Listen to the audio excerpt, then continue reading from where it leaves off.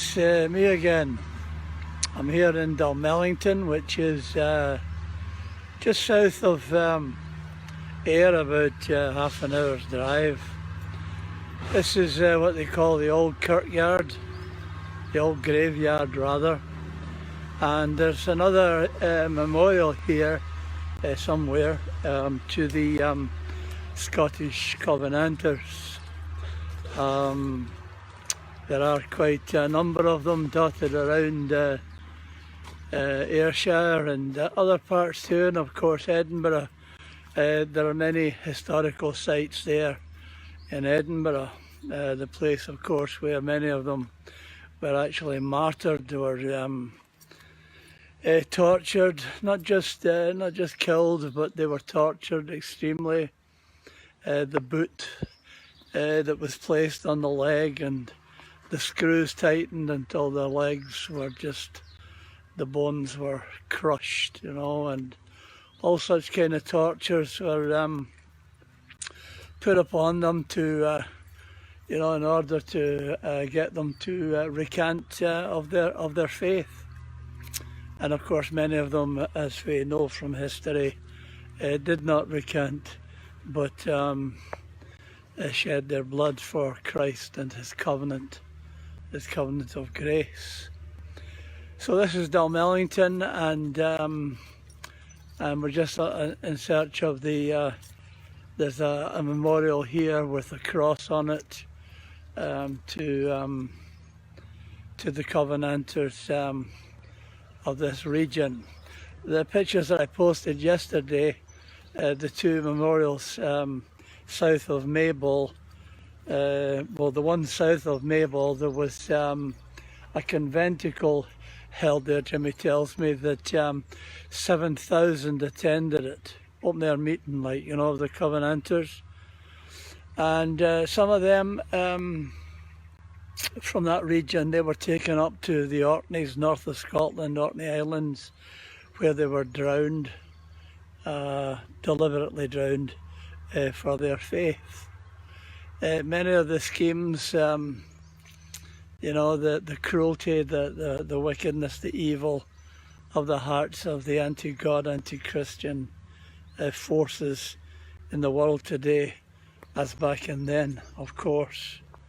The last, I don't know how much you know, but the last of the martyrs was a young man, James Renwick.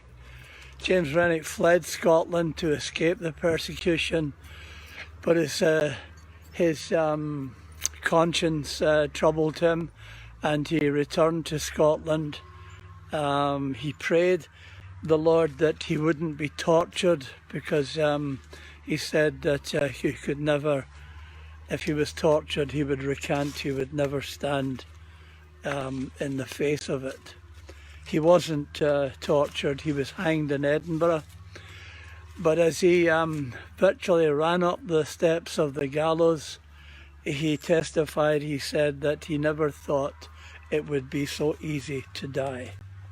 He was the last James Renwick of the Scottish martyrs. And here we are, here's the stone that we're looking for, here in the old kirkyard in Dalmellington. Be still and know that I am God.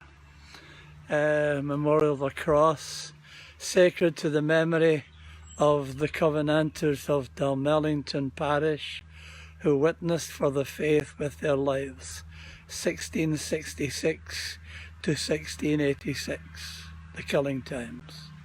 The Lord our God be with us as he was with our fathers. Covenanters Memorial, Dalmellington parish, 1666 to 1686. This memorial was erected, it says at the bottom here, September 1929. So this is it. This is Dalmellington, and this is the memorial here to our Covenanting fathers. I'm on my way up now to towards New Cumnock to meet up with my brother Angus Cameron.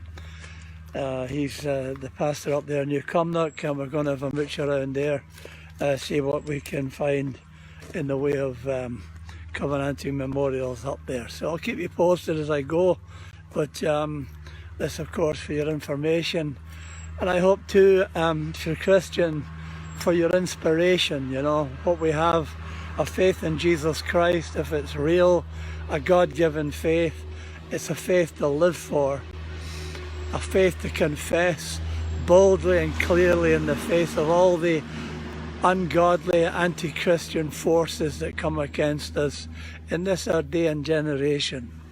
We've got it easy, we've got it soft, you know, in comparison to my fathers here in Scotland back in the killing times.